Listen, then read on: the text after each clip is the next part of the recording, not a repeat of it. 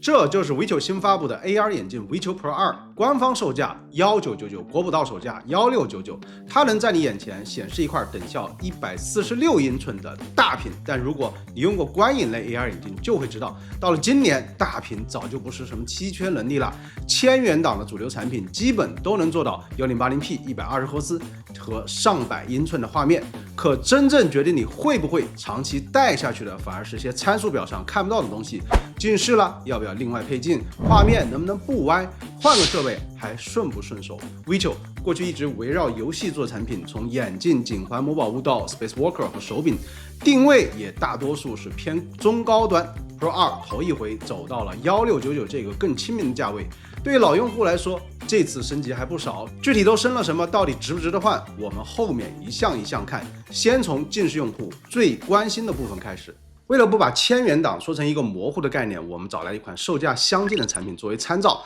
两款眼镜呢都做到了 1080P 和120赫兹，视场角都在45度到50度之间，入氧亮度呢也都在1200到1600尼特这个区间。只看基础的显示规格啊，差距确实没有想象中的那么大。但一到近视方案，产品的标价就不再等于你最终的使用成本了。这款对照产品呢，近视要另外配一副外置的定制镜片，一副299元，装上以后还得再加5克以上的重量。它的裸机是62克，单笔裸机对方甚至还比 Pro 2轻了1克多。但近视用户装上镜片以后，真正戴在脸上的重量会来到67克以上。那 Vicho Pro 2呢，是把屈光调节直接做进了镜架，左右各有一个波轮，两只眼睛呢可以独立调节0到500度近视。实际怎么调？先闭上左眼，右眼看着屏幕，这时旋转右眼一侧的波轮，调到清楚之后呢，再换另外一只眼睛重复一次，两边都调好之后，就能看到一幅清晰的画面。如果你想给朋友也体验一把，他也只需要重新转2下波轮就搞定了。对于500度以内没有散光的用户，这就意味着眼镜一到手就能直接用，不用另外掏一笔配镜的钱，也不用在镜架内侧再叠一层镜片。所以比千元档的 AR 眼镜呢，不能只看裸机价格和裸机重量，对近视用户来说，更该看的是完成视力适配之后，你一共花了多少钱，最后戴在脸上的总重量是多少。当然了，内置波轮也不是万能的，超过500度有散光，该配镜还是要配镜。外置镜片呢，能覆盖的屈光情况呢是更广的，而内置调节解决的是大部分近视用户的便利和实际的使用成本。近视呢，解决的是能不能看清，看清以后画面能不能正好落在眼前，是另外一个更容易被忽略的问题。AR 眼镜的画面只要偏高或者偏低，你就会下意识的去抬眼、低头或者反复的推镜架。刚戴上那几分钟啊，这种偏差未必明显，但你一看字幕、看游戏菜单、看文档，视线就一直掉在一个不自然的角度上。老用户呢常说的画面切边看不全，有时候还真不是屏幕不够大，而是眼睛光学系统和镜架没有对齐。Vicho Pro 2的软胶镜腿呢，内外能调36度，上下还能分3档，一共12度。如果你觉得画面位置不对，只要调一下档位，就能把整块画面挪一挪，让字幕、菜单、画面边缘重新落回到你更舒服的视线范围。上下调节档位并不是 Vicho 独有，但在同价位的产品里还是比较少见的，算是 Pro 2一个挺实在的优势。它的价值不只是多了3个档位，而是给耳朵高度、鼻梁、脸型都不一样的人留出了调整的余地，不用再靠换鼻托或者别扭的改姿势去迁就画面了。眼镜呢戴着舒不舒服，其实看2件事，一是压在脸上沉不沉，二是画面正不正。前者呢靠的是减重，后者靠的就是镜腿调节。这2件事谁也替代不了谁。和上一代相比 ，Pro 2的重量减了20%，厚度减少了16%，再加上镜腿这套内外上下的调节功能，它解决的就不只是机身更轻，还包括这副眼镜能不能适配更多的人。镜架解决的是画面能不能对准，接下来还得看光学系统能不能让整块画面都保持清晰。Vicio Pro 2用的是索尼 Micro OLED 的屏幕，目前了解到这也是这个价位里唯一一个用了索尼屏的观影 AR 眼镜。但面板呢，决定的只是底子，你真正看到的画面还得经过一整套光学系统。同一块屏呢，光学处理的好不好，观感可能差很多。真正决定画面好坏的，恰恰是那些写不进规格表的东西。那对长时间看剧、打游戏的人来说，影响体验的有3样：画面够不够亮，暗部看不看得清，颜色顺不顺眼。先说亮度 ，Pro 2呢入眼亮度做到了1600尼特，这是这个价位里面很高的一档，哪怕环境光呢偏亮。电影暗部的细节也压得住，不会糊成一团黑。再说颜色啊，它做了硬件级的色彩调教，色准小于2，也就是说，专业修图显示器的水平，人眼基本挑不出偏色。再配上 SGS A+ 的视觉疲劳认证，低蓝光无频闪，看上一整天眼睛也不至于累。至于整块画面的均匀度，靠的是 Vicio 的这套 Ultra Clarity 3.0， 它要处理的就是几件肉眼容易忽略、时间一长却很影响观感的事件。中心呢到边缘的清晰度过渡呢，横竖线条一致性，还有更贴近人眼的色彩表现，让整块画面看着更耐看。所以 Pro 2这副眼镜本体的提升呢，其实就围绕着3件事：看得清、对得准、戴着没负担。看得清呢，靠的是屏幕和光学；对得准，靠的是屈光和近腿调节；没负担，靠的是更轻薄的机身。但对一副游戏 AR 眼镜来说，眼镜本体只是最后的显示端，下一步的差异其实发生在画面进入眼镜之前。Vicio 现在一共有3条2D 转3D 的路线，名字听起来都差不多，但算力从哪里来，能在多大范围里生效，其实不太一样。第一种呢是手机端的 Immersive 3D， 内置在 Spacewalker 这个手机 APP 当中，用的是手机自己的算力，它能把你在 Spacewalker 里打开的网页、视频一键转成3D， 但一旦离开 Spacewalker 这个 APP， 这个3D 转换呢就没有了。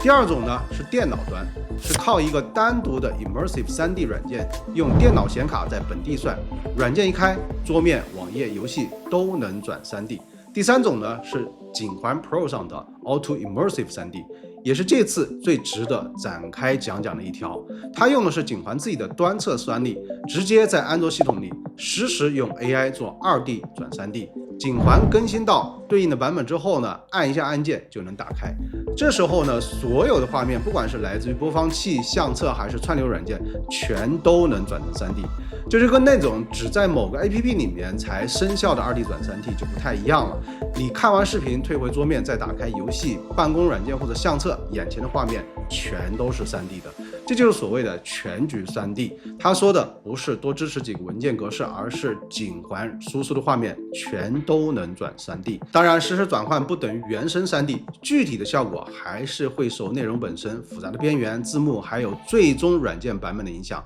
它会消耗景环的算力，也会影响景环的功耗和续航。但它呢，确实改变了你找3D 内容的方式。以前呢，你得先看某个文件、某个播放器、某个游戏支不支持3D，现在呢，景环通通帮你搞定。手机、电脑、景环3种设备实现方式各不相同，我们整理成一张表，帮你把整个 Vicio 的3D 宇宙一眼看明白。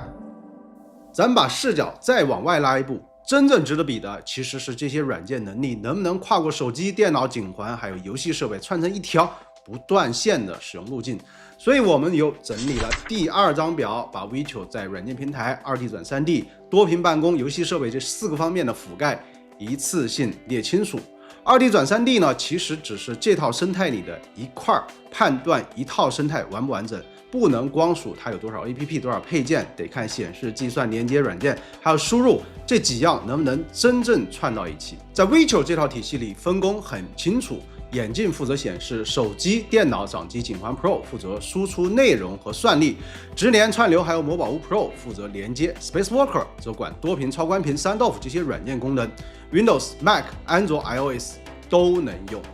实际打开 Spacewalker， 你可以把资料、文档、聊天窗口分别丢掉不同的虚拟窗口上，比如说正中间改 PPT， 旁边摆参考资料，另一边留一个微信或者会议窗口，不用再在一块笔记本屏幕上反复切来切去，互相遮挡。它更像是在你需要的时候给你多一块更大的桌面。当然了，它还替代不了实体显示器，真要长时间盯着小字儿、精细调色，实体屏幕还是更省心。到了游戏设备呢，差别主要体现在连接方式上 ，Steam Deck、Windows 掌机还有电脑可以直接连眼镜，把手里的小屏换成眼前的大屏，中间不用再加别的转换设备。Switch 系列靠魔宝屋 Pro 就能搞定视频输出和供电，不用背着原装底座出门。